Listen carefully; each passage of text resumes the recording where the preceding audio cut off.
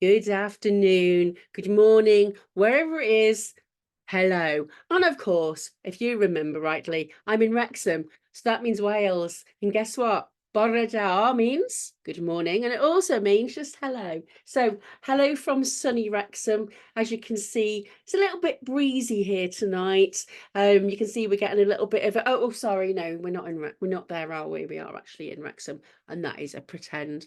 Anyway, so here we are. We are 4 weeks away from the numeracy paper in Wales. Now, if you are watching this and you're like, well, what's numeracy? Is this relevant to me?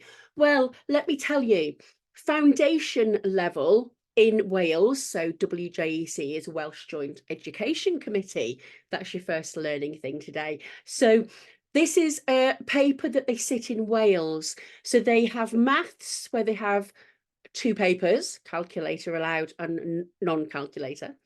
And then they also have numeracy. Numeracy is more your kind of day-to-day problems, really. There's a lot of context in these questions. Now, what I wanted to reiterate before I go any further on this is I want you to think about the story. Yes, it's maths, and I am asking you to think about the story. So when we look at a question, rather than focusing on the numbers when you first look at the question, I want you to think about what's the story on this question. Okay, right then. Anyway, in case I didn't introduce myself, my name is Natalie Tarry. You may know me as Natalie Purdy. So guess what? That is exactly why I call myself Natalie Purdy Tarry. Anyway, I'm based in Wrexham. I'm literally just around the corner. Yeah, that's the one. It's always in the press, etc., etc. But I grew up here. I came back here a couple of years ago. Anyway, so I want to go through the numeracy paper because there isn't quite so much of help on this online. So I thought, you know what? Get in there, Natalie. Get Natematics Ltd on there and let's do some of these numeracy papers. So quick reminder, non-calculator. That means you're not allowed to use a calculator. Boom, boom. Actually, it means you have to use written methods. So if you have to add, subtract, multiply, divide, you have to do it using those methods. So it's really important you make sure you know them. Okay, so it is 1 hour 25. I am not going to go through the whole paper. What I'm going to do is I'm going to sort of look at it, go so far, and I am going to show you the questions that I would like you to, well, it's entirely up to you, really. You can look at them and think, oh, I'm going to do it a different way. That's fine. However, if you are not sure how to do questions like this, perhaps the more wordier ones, because there's a lot of words on some of these questions, listen to the questions I'm asking. Okay, foundation, highest grade you can get on this paper is a grade D, which is roughly a grade 3 if you're in England. Okay, so, and yes, I wrote that hello because I was trying to get the right font, the right thickness of my pen on the screen. So we have here, we have a formula list, area of a trapezium. I did this with a student yesterday and they recognized the trapezium. And I said to them, are there any formulas that might be quite useful for you? And they looked at the front and they were able to kind of identify the similarities. Make sure you always know what's on the paper. Right, so this is from, I'm just going to go back again, just in case you didn't take note. This was summer 2022, paper 1, non-calculator. So, you may have done these recently as a revision. I always strongly suggest you look through all of the past papers. Even if you don't necessarily do every single one, you get them up on the screen and kind of scroll through them. Yeah, it's not quite like when I was doing exams in my GCSEs. We didn't have this sort of thing available. Anyway, so here we are. Rachel visited Carnarvon Castle. She used the coordinate grid below to help her find the places she wants to see. Okay, so when we get something like that, look at the story and look to see, okay, so there's a grid there. And I want you to think about, what do you know about this kind of thing? Because when we come to a maths problem, it's almost like we're turning up with all this knowledge of math skills and we're thinking, right, which ones am I going to use? Okay, so we've got, they called it coordinate grid. So you've got X there, you've got Y there. What do those mean? They're just the label for what we show. So the X, the one that goes across, you might have had it go rise and fall, maybe. You might have heard along the corridor and up the stairs, another one. So basically, it's like when you're looking at a map, you kind of read along one side, you read across, up and down, and then you work out, okay, what's actually going on here. So let's have a look at, I'm just going to highlight a couple of things for you. I am going to think about this one here. Okay, so H is obviously a part on the castle. What location is H in? So if you had to try and work out where it is, where, you know, what are we doing? What reference, grid reference could we give it? And just a quick reminder, we go along. So basically, this bit in the middle is what we call the origin. And basically, when we have coordinates, you have two numbers, normally a comma in the middle. Okay, so the first number tells you how far left or right you're going from here. So base start in the middle. If it's positive, you're going right. If it's negative, you're going to the left. Okay, and then the second number tells you how far up or down you need to go. Okay, so we're going to go across to where H is, which is here. So the first number for H is 3. So we're going along the horizontal, another keyword there. And then how far up do we need to go to get to H? We need to go up to 1. Okay, so therefore H is at 3, 1. Okay, just a little bit of refresh on what we need to do there. I'm going to do another one now. So what about, let's have a look. Let's do N. Okay, what are the coordinates? What are the grid references for N? Okay, so again, I know that, and I'm going to actually write this over here now. I'm going to put the first number is X and the second number is Y. Always remember that, because one of the things that I talk about a lot with my students is when you see something, almost have a little bit of a brain dump. It's like, what do I know about that? So when you get a coordinate, you're kind of thinking, right, okay, so the first one's X, the second one is Y. It's nice little reminder. You get lots of value added with me. That's why my videos are a bit longer. Okay, so what are the coordinates for N for Natalie? Maths with a smile, always. So the first number is the X. So how far left or right have I got to go? So let's have a look. Well, okay, so here I've got to go this far. So that's -2. I'm going to put that there. So we'd have -2. So also it's to the left of the origin. Okay, anything to the left of the origin is negative for X. Anything now, we can't go up. We've got to go down. I sometimes feel like it's like the Gruffalo or something, or Bear Hunt. Anyway, I digress. So how far have we got to go down? Well, we've got to go down 1, 2, 3. And we will see that when we look at -3, that's level with it. And -2. So the second number is the Y, which is the horizontal, vertical. I sometimes do that. I say a word and I'm like, what? Why? Hang on a minute. So the first number is the horizontal. The second number is the vertical one. And there you go. Okay. So it's always a useful thing as well. And I'm giving you loads of kind of extra bits of information on this, because the thing is, who knows what sort of questions you're going to get? No, that's not very straight. So what I'm going to put here is what the numbers are in each of these different 4 quadrants. Okay, quadrant is when you split something into 4 pieces. Yeah. So in this bottom corner, well, the first number is going to be positive. The second number is going to be below 0, so it's negative. Okay. And then I want you to do the other 2 for that as well. So think about above the line, what's happening to y. To the left, what is happening to x. Just a little refresh. Okay.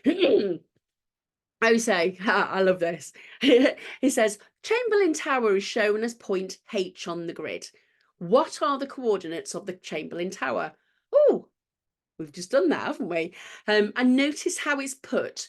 If you can't remember, you know you're going to have something, comma, something else.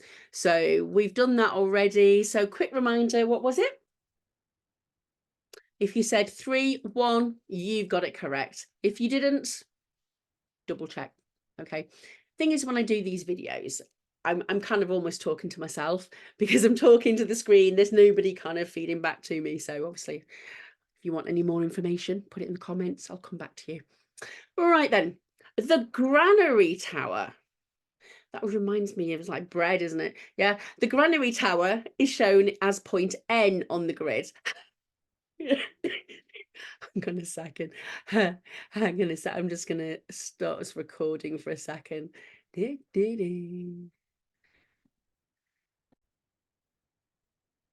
I had to stop there because I was about to cough. So just a quick check. The coughing was done off camera. Anyway, let's carry on. Yeah, typical. I actually have already given you the coordinates for N because we talked through them. So you've got those anyway. Okay, let's carry on.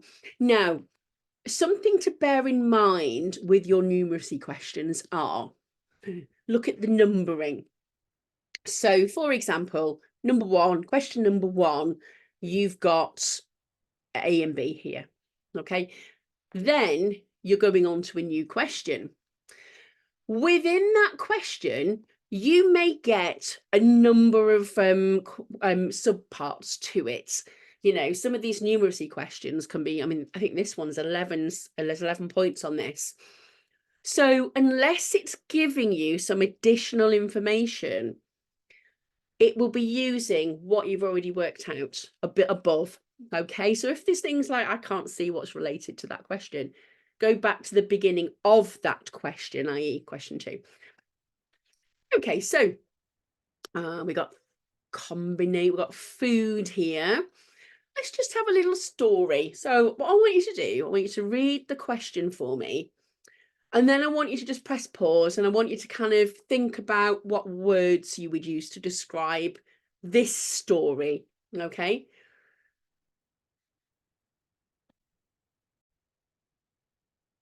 Okay, so basically, we're thinking about the ingredients needed for sandwiches at a community centre. And there are, we know how many they tend to use for 10 people. Now we need to know how many to get if we've got 40 people coming. Okay. Now there is a word that we use when we see things like this, and it's what we call proportional. Okay. And I'm going to actually write that word down here. Okay. So proportional. Now, I saw this on a question, I think it was an intermediate one yesterday, and somebody said, well, what does proportional mean? Proportional means that if you've got, let's just say, think of scale factor, that comes up in there as well. So if you have you need 2 loaves of bread for 10 people. Well, if we double the amount of bread, sorry, double the number of people, you will double the number of the amount of bread that we need, kind of. Okay, so we can kind of say, well, if we're halving it, we'll halve the other thing. Okay, sometimes we might look at the opposites. I can talk about that in another example. I don't want to digress too much. So we want to know how much we need for 40 people. So what we kind of need to think about is, well, what information have we been given that we can use? Well, I've been given that, I know for 10 people, this is it. Okay. So what do you think we're going to need for 40 people? Well, when we go from, and I'm going to show you this now down here. In fact, I'll do it there. We're going from 10 to 40. Now, we could say we add 30 to that. Actually, we need to think about how many times more people have we got? How many more? I can get my words mixed up then. I think I need to stop now and have a break. So we've got 4 times as many people now. So we're multiplying that number by 4 to get our 40. Okay, so that number, we need 4 lots of that because we've got 4 times as many people. So 4 lots of 2. Yeah. We need 4 lots of that, don't we? So 4 lots of 50 is 50, 100, 150, 200. If you're not sure with that, because it's a non-calculator paper, is literally you could do this. And just in bearing in mind, I'm talking to the people that would be doing the foundation level paper, okay? So if you're doing higher level and you're thinking, okay, I would do it a different way, then that's fine, okay? I'm about showing lots of the ways to help. So we could do that. Or what else could we do? Well, we could do, say, 50 multiplied by 4. Yeah. So there we go. 4 times 0, 0. 4 times 5, 20. There you go. Another way you could do it. Okay, so again, I'm sure you could multiply the rest of those by 4 as well, because everything's got to be done by 4. So that will be 12, and 4 times 14. I can give you the answer, but again, I'm going to show you another way of doing that. So if we've got 14 and we want 4 lots of that, sorry, why did I say 3? Oh, it's a good job I'm paying attention, isn't it? I quite often sometimes watch it afterwards and I'm like, why did I say? Oh, yeah. So 14 times 4. Okay. So that means we've got 4 lots of 10. We've got 4 lots of 4. Okay. So that's 40. 4 times 4, 16. So 40 plus 16 is 56. Okay. Just another way of doing it. Okay. Right then, so it's asking here, have I got the answer? I don't know why that's there. That's probably because I've actually deleted quite a few things. I've obviously gone through this in a video before. Okay, so here we're looking for what is the best description for the shape of this tin of tuna? Because this question's all about food, isn't it? Who's watching this now feeling hungry? Okay, here's a question for you. What would be your favourite sandwich filling? This is question number 1 for the prize, okay? So you need to tell me, what is your favourite filling for a sandwich? It could be a sandwich, could be a baguette, whatever, okay? Right then, shape. Let's have a look at these then. So a cone. Well, a cone is like kind of that sort of shape. Always think ice cream, yeah? A cuboid. Well, I've got cube. A cube is it's like a 3D square. That's kind of the way I describe it. Okay. A cuboid is a 3D rectangle. So again, it's sort of like a box, living in a box, living in a cardboard box. I'm always singing. So it's definitely not one of them. It's definitely not a cone. So a sphere. What's a sphere? Basically a football, a ball. Yeah, it's like a 3D kind of circle, a ball. So, and we've got a cylinder. Okay. What's a cylinder like? I have various things in the office that I tend to use, but a cylinder is basically what we call a prism. And it has a cross section. So if we would take a slice, it would have the same it would have the same shape regardless of where you cut into that shape. So for example, Swiss roll, Colin the Caterpillar, and any other brand's version, whatever they're called. Okay. So a cylinder, there you go, that's my drawing. Now, which one of those is most like this tin of tuna? Your cylinder. You've got a circle at the top, you've got a circle at the bottom, and then you've got it's joined by obviously the side of the tin. There you go. If you were to then cut through that, I'm not advising you do that with a tin because you might hurt yourself. But yeah, it'll be the same shape circle all the way around. So basically, it is a cylinder, which is again a prism. Okay, now this kind of ticks a couple of boxes of one of the things I wanted to cover today. And that was thinking about wordy questions. Yeah. Now, one of the things that my students talk about is numeracy, lots of words, lots of information. And I don't know about you. I sometimes, when I'm looking like at a menu or something, and I'm staring at it and I'm thinking, I've kind of looked at it, but I've not really taken it in. I remember, and I got a couple of students who really struggle with this sort of thing. It's just lots of words. So, number one, quick reminder for you: tell the story. Okay, what is the story? So, what I want you to do, I want you to pause this, read through it again, and then I want you to just kind of write your story. You can say it to a camera, what have you. Put into your own words what this is about. But I don't want you to just read the question. I don't want you to use too many of the numbers in there. I want you to set the scene. Okay, so press pause now and then press play when you're ready. Okay. Okay, hope you enjoyed that. One of the things I say about setting the story is use as few words as you can to imagine you're describing it to somebody who can't see this paper yet. So let's have a look. Okay, so I would say there is going to be a show put on at a local hall. They want to know how much to charge the tickets for people to pay, basically to make sure they don't make a loss. Okay, so the thing is, with when you put on a production, things cost, don't they?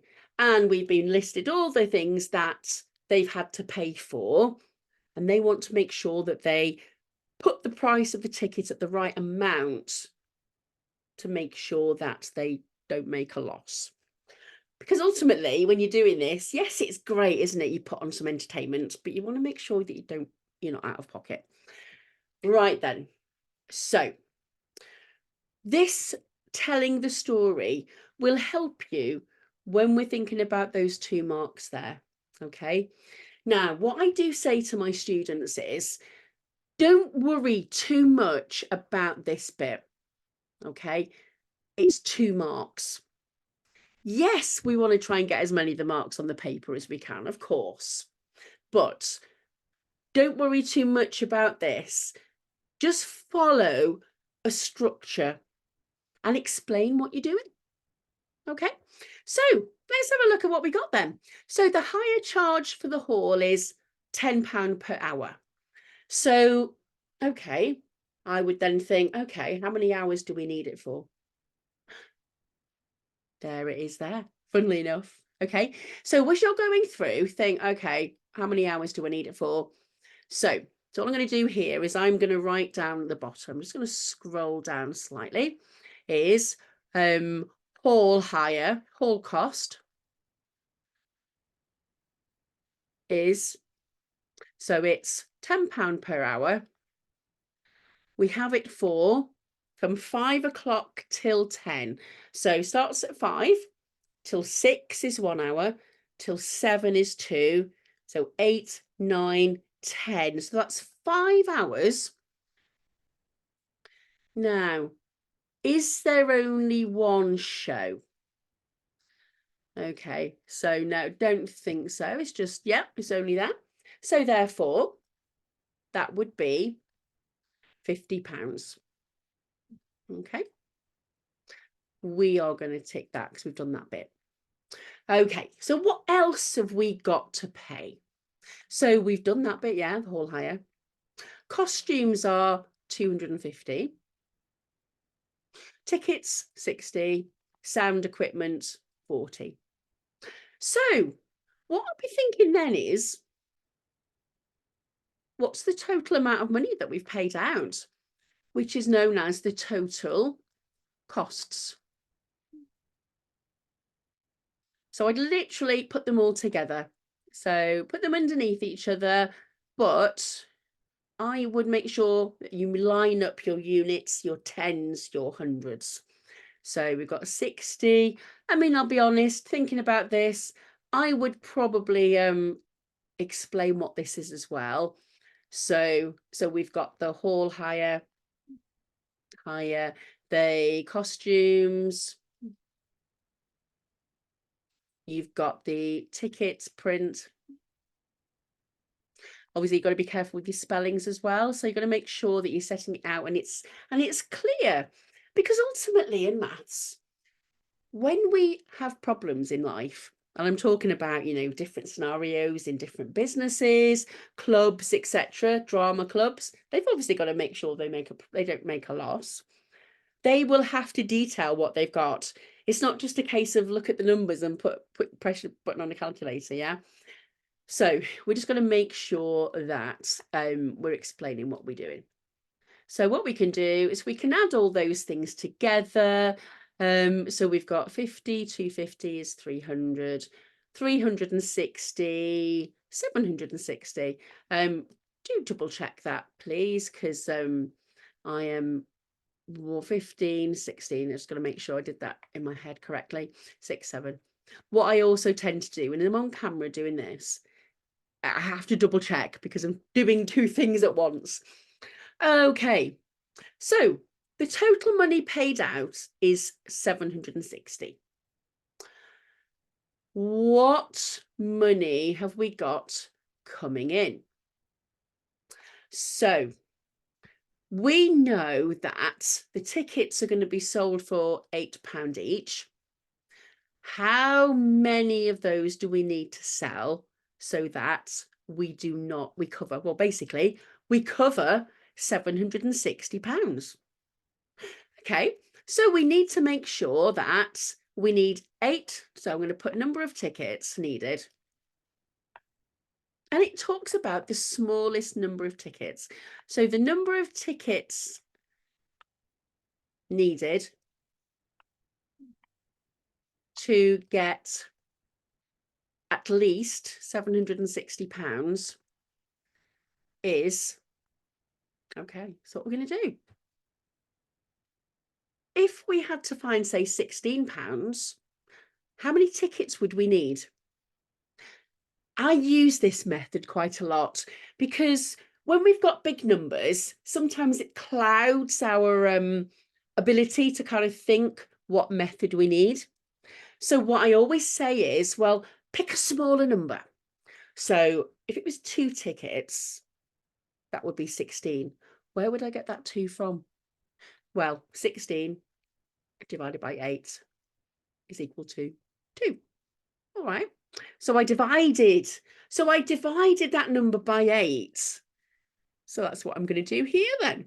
So I'm going to use the good old bus stop method. Okay.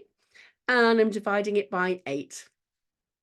Because remember, it's not a calculator paper, is it? You've got to do with these written methods. So let's do that then together. So how many 8s are there in 7? I've got 7 things. I can't take a whole 8 of it because I've not got enough. So I'm going to put a 0 there because good habit to do that. And then, things in my nail, is I'm going to put the 7 in front there. So how many 8s are in 76? Now, do you know what? I've got a little trick for you now with your 8 times table. And I'm going to show you this. A little bit of a little trick, a little hint for you put that on red. So when you know you've got to divide by a certain number and you don't know the numbers off the top of your head, I want you to write them down here, but don't go too far because we probably don't need too many, but we do need to go up to at least 76. So with your 8 times table, are you ready for this revelation? First 1 8 is 8. 2 8s are 16. So 8 down to 6 is taking 2 away. So guess what? We're going to take another 2 away.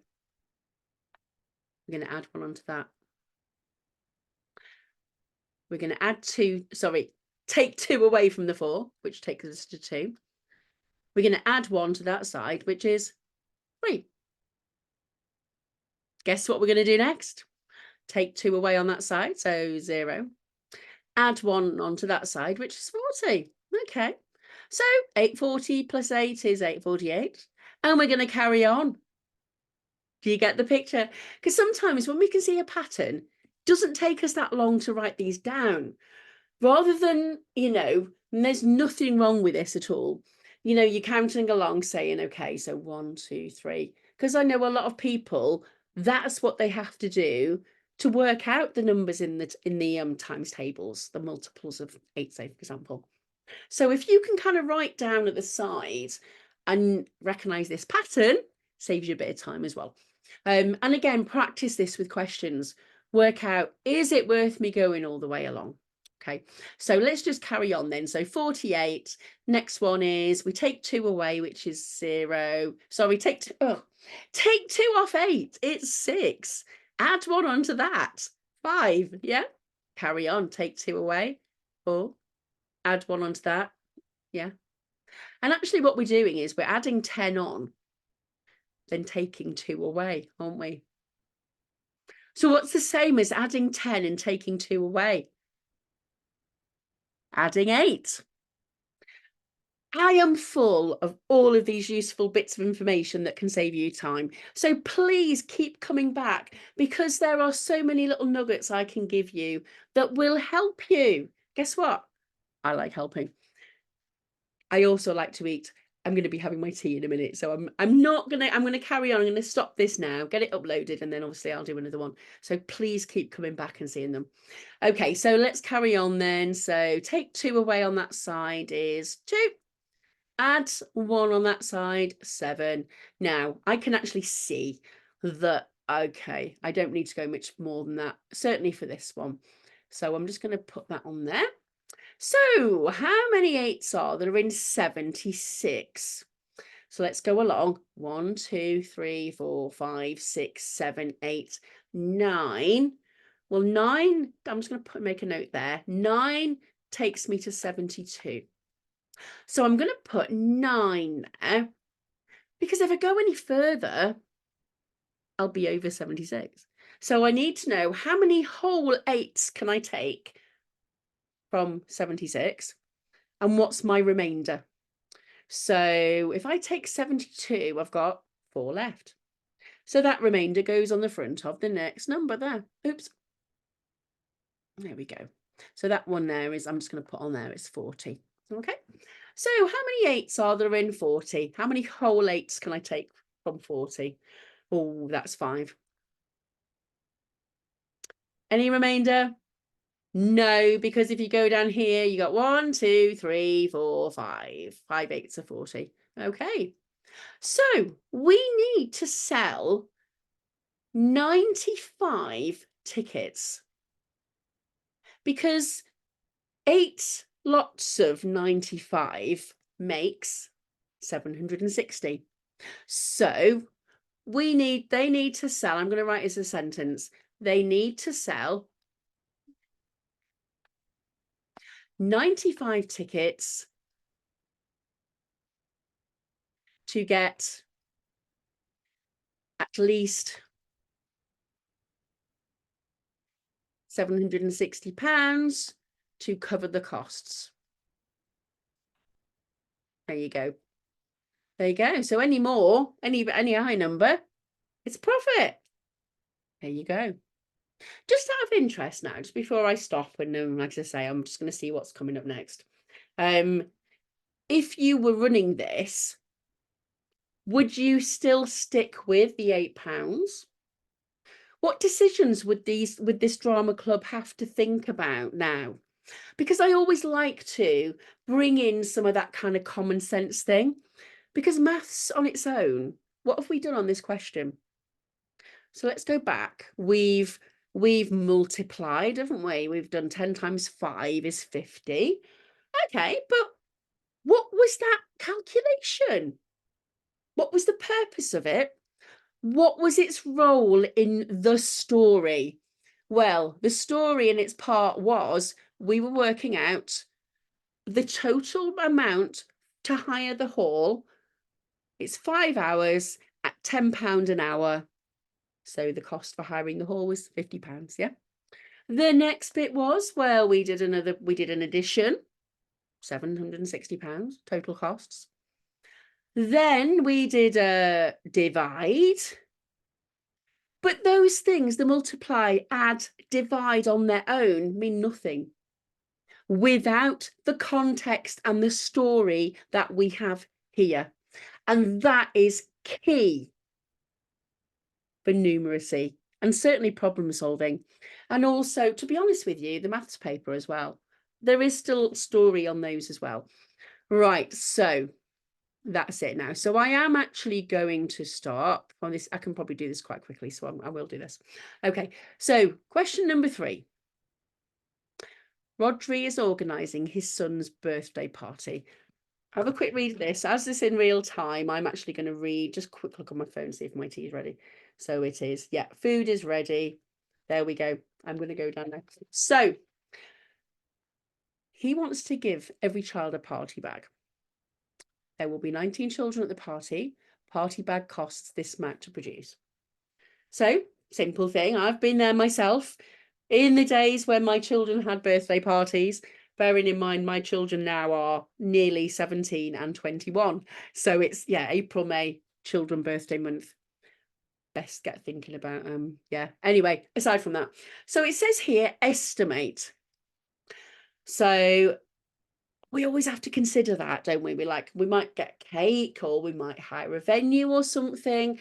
But, oh, party bags. All kids want party bags, don't they?